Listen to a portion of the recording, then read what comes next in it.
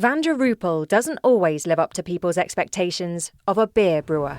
I think when people picture a brewer, they picture a large man with a beard wearing flannel, which is fine. Or denim. Or denim. I love flannel and denim. I frequently wear both. I'm a woman, though.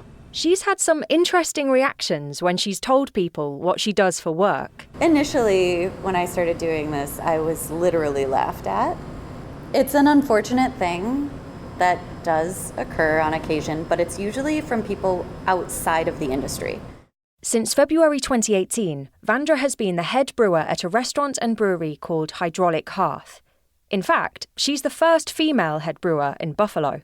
But she doesn't like to focus on that. She just focuses on the beer. A lot of the people within the brewing industry are amazing and open, and my gender has nothing to do with it, which I love. I don't want people to like my beer because I am a novelty somehow to them. I want them to like my beer because my beer is good.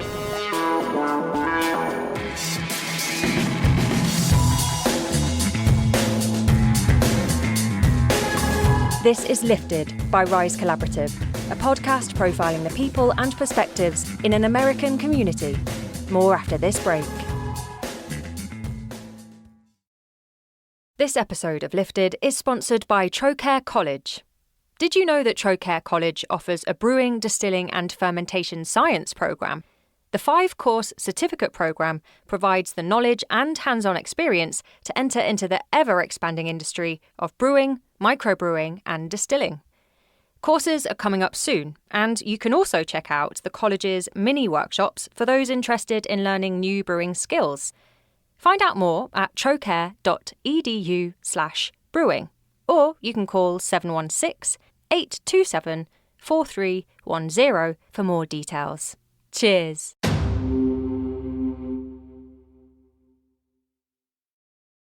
It's a brew day for Vandra. We're going into this tank today. That's going to be Dreisen, which is Hydraulic Hearth's German Pilsner. It's the start of summer, and she's preparing the beer for the season. And I'm using most of the equipment that you can see. So this guy, if you want to come up here, you can. Okay, cool, right. Vandra has been brewing beer professionally since 2013. She started as a server at a restaurant. One day, the waitstaff were offered to spend some time on the floor of the in-house brewery. And Vandra loved it. They were just like, oh, by the way, did you see in your paycheck that we paid you for your shift on the brew floor last week? And that was kind of the first time the light bulb above my head went off, like, you could actually make money doing this. Vandra became a sort of beer intern, and she split her time making beer and waiting tables. She would get to work at around 6 a.m. to start her shift in the brewery. Once finished on the brew floor, she would change clothes and start her job as a server. But at the time, I didn't have the science behind the things that I was doing. I knew the parameters I needed to hit and the targets, but I didn't know why necessarily. So Vandra went to school, just across the border in Canada, to learn more.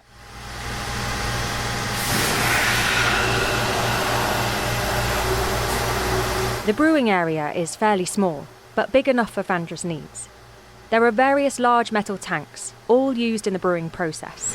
So this guy is a mash lauter tun. This is where we add the malt and the water and extract the sugars from the malt. Some of these vessels are so big, Vandra needs a ladder to reach them. And there's a lot of terminology involved when it comes to brewing. And what I'm doing right now is sparging. So initially I mix the malt and the water together at a certain temperature to extract the sugars. And then once that is done, I do something called vorlaughing, where I pull what is now called wort. It's essentially there are 8 taps at Hydraulic Hearth, where Vandra is head brewer. That's 8 different kinds of beer. Usually around 4 or 5 of those taps are recipes that Vandra has written from scratch.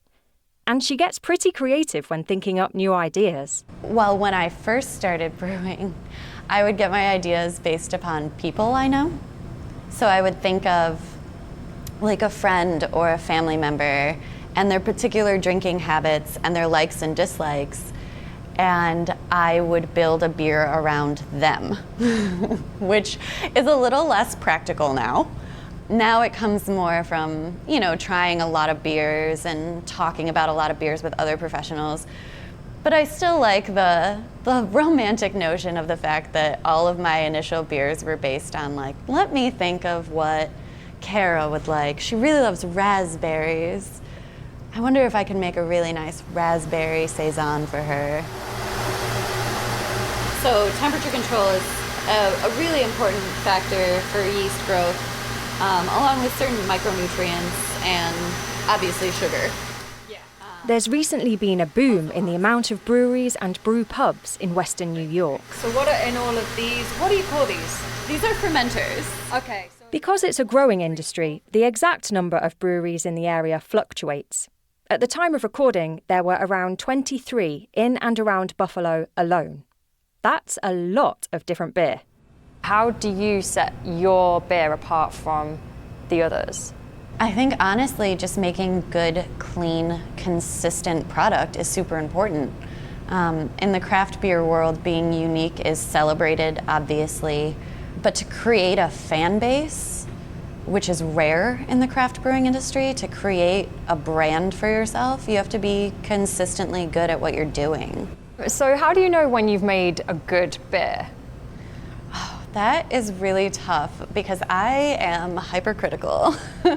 It's difficult for me to taste a beer that I've created and not think of the ways in which it could be better, which I think is a good thing because it means continual improvement. But I think mostly it's the reactions from other people, from customers, and from people who also work in the industry, that kind of thing. And whenever there's the nod, there's a nod of approval that happens, I always feel all right, yes, mission accomplished, they get it. Vandra says she often gets asked what it's like to be the first female head brewer in Buffalo, but she finds this difficult to answer. And when asked about her proudest achievement, it's the beer that she talks about. I've brewed a lot of beers that are other recipes by other brewers, but the first one that was truly mine, I was spectacularly proud of. It was a wet hop IPA, so it used fresh hops, picked off of the vine and thrown into the beer. And it turned out really well, and I remember being very, very happy with it. You've been listening to Lifted by Rise Collaborative. This episode was brought to you by Trocaire College and their Brewing, Distilling and Fermentation Science programme. If you're enjoying Lifted, submit a review wherever you listen. It helps more people to find the podcast and hear stories of Western New Yorkers doing cool stuff. And if you haven't already subscribed, make sure you do. That way you get every episode as soon as it's released without delay. And it also means that you never miss an episode. Lifted is produced by me, Holly Kirkpatrick, for Rise Collaborative, and you'll be able to find more episodes wherever you found this one.